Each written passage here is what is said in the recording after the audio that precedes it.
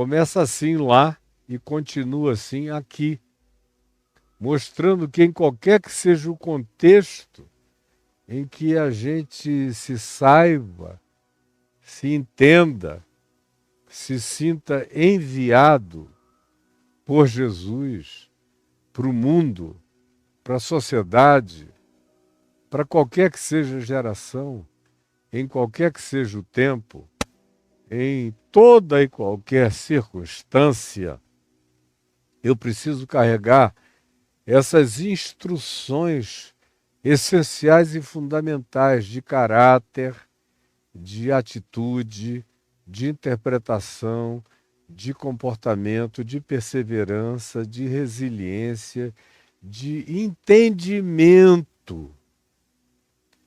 Isto dito, ele prossegue dizendo: eis que vos envio como ovelhas para o meio de lobos, que é o que ele diz em Lucas 10, no verso 1, a mesma coisa.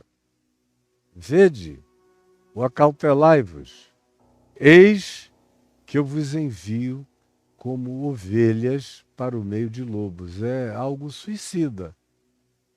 Você pegar ovelhas e mandá-las para o meio da matilha dos lobos. E Jesus, todavia, faz isso. Ele tem uma confiança completamente diferente, não nas ovelhas, nem no fato de que essas ovelhas têm o poder de mudar a natureza dos lobos deste mundo. Em momento algum, ele sofre desse romantismo.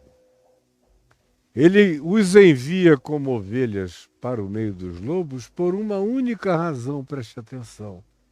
Por uma única razão, preste atenção. É porque ele crê nos princípios que ele ensinou e está ensinando. São esses princípios que, se você não acompanhou o contexto antecedente, e se não acompanhou tudo que eu disse do capítulo 1 de Mateus até esse capítulo 10, você perdeu centenas de princípios. São esses princípios que dão a Jesus a certeza de que em alguém andando neles, seja ovelha, e precisa ser ovelha, porque se não for ovelha, não serve para andar com Jesus. E quando se fala em ovelha hoje em dia, especialmente na sociedade contemporânea, há um preconceito enorme. Se associa logo ovelha à manada, a quem não pensa, a quem segue qualquer um, a quem vai atrás de qualquer coisa. É a manada. E as ovelhas acabaram sendo associadas às manadas dessas ovelhas que nada mais são do que manadas contemporâneas que a gente assiste, que andam na direção de qualquer que seja a convocação enlouquecida, como vocês sabem. Mas Jesus não pensa nas ovelhas. Aí preste atenção outra vez. Preste atenção outra vez. Jesus não pensa nas ovelhas com as categorias com as quais o mundo contemporâneo, a sociedade contemporânea pensa nas manadas de crentes. Jesus diz quem eram as ovelhas dele, de modo que ele não está falando de qualquer ovelha. Tem muita ovelha manada mesmo, que segue em qualquer direção. Ele está falando das ovelhas dele. Ele está chamando esses apóstolos, que ele chamou pelo nome, aqueles que quis e chamou de seus, e os enviou com poder e lhes deu autoridade, exousia, sobre poderes do mal. Eles não são entes passivos, eles são proativos, eles têm discernimento, eles têm lucidez, eles raciocinam. E é em João, no capítulo 10, se você quiser conferir, Jesus descreve a natureza da ovelha deles, das suas ovelhas. E ele diz: as minhas ovelhas ouvem a minha voz e só a minha voz. Elas não seguem os estranhos, porque não reconhecem a voz dos estranhos, a voz dos mercenários, a voz dos ladrões e roubadores, a voz dos aproveitadores, a voz dos lobos ventrílocos de pastores. Elas reconhecem e não os seguem. Elas só seguem a minha voz. Elas não entram por qualquer aprisco, nem por qualquer porta. Elas só entram pela porta, porque eu sou a porta. Elas olham e se sou eu, e elas reconhecem que sou eu quando elas reconhecem os traços do caráter do Evangelho, do caráter da prosperidade, das bem-aventuranças, dos macários segundo os Evangelhos, quando elas reconhecem o caráter de perdão, de amor, de não vingança, de não julgamento, de não infernização como prática contra a vida alheia. Elas olham e veem todos os configuradores do significado e do conteúdo do Evangelho, aí elas sabem que aquela porta é minha. Porque eu sou o Evangelho sou eu. O que quer que carregue o meu nome, mas não carregue o conteúdo do Evangelho, não sou eu. E o que quer que, mesmo não mencionando o meu nome, manifeste todo o caráter ensinado por mim como Evangelho, esse sou eu, mesmo quando meu nome não é mencionado. E as ovelhas verdadeiras entendem isso. Ao invés de ficarem impressionados com o nome feito de J-E-S, o S que não significa nada,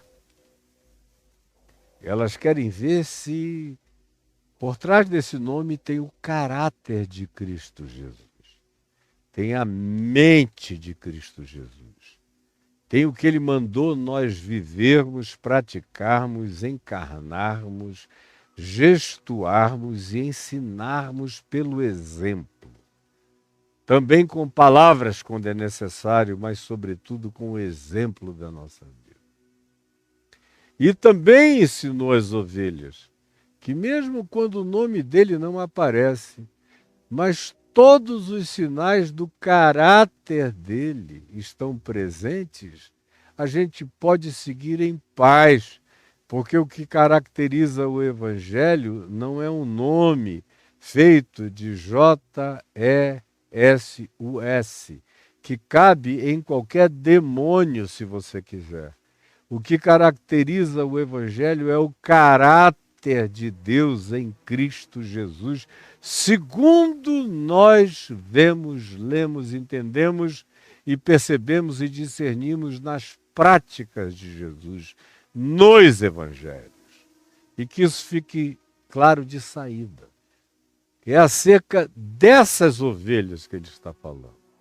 São essas ovelhas e somente essas que estão habilitadas, capacitadas, que estão instrumentalizadas, que estão empoderadas, autorizadas, validadas, protegidas e que carregam essa ousadia mansa e vitoriosa daqueles que ele chamou e enviou como seus e que lhes deu instruções de caráter, de atitude, de energia, de vibração, de interpretação, de comportamento, para que eles vivam.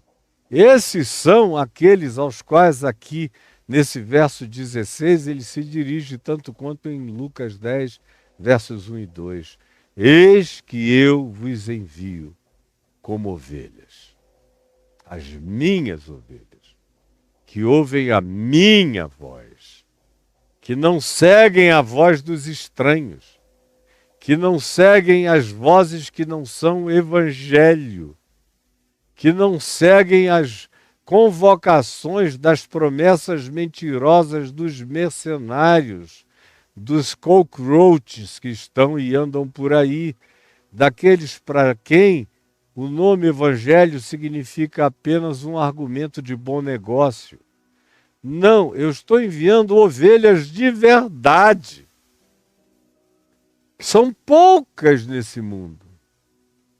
Você ouve e vê esse inchaço de ovelhas que não sabem discernir a mão direita da mão esquerda, que preferencialmente seguem os lobos, os mercenários, os ladrões, os aproveitadores ou qualquer um que chegue em seu próprio nome fazendo os seus próprios apelos, e aí as hordas de alienados vão embora, seguindo para serem esfolados e devolvidos à existência totalmente descarnados, como milhões de vocês já experimentaram e voltaram só nos ossos, até sem tutano, de tão explorados, sugados e arruinados que foram.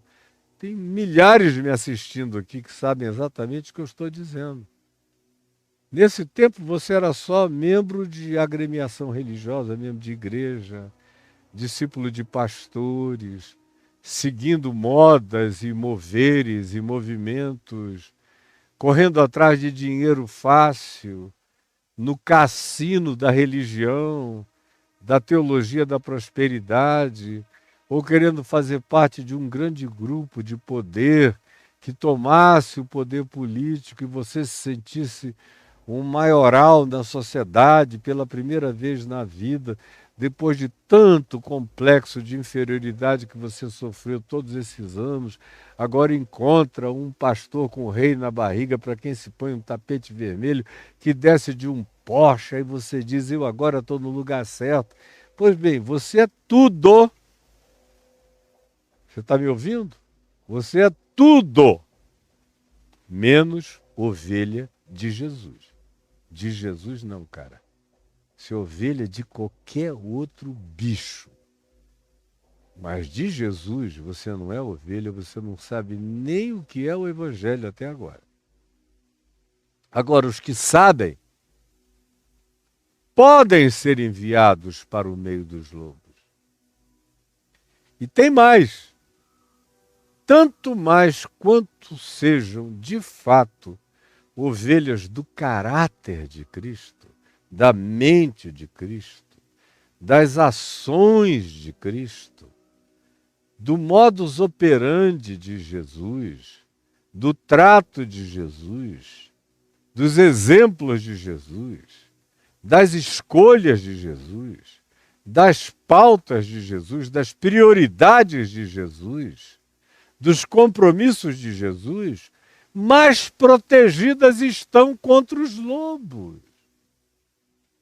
Os lobos não tiram onda contra as ovelhas que andam sob este poder e esta autoridade, porque o que dá poder a essas ovelhas e o que dá autoridade a essas ovelhas é andarem nesses princípios do Evangelho.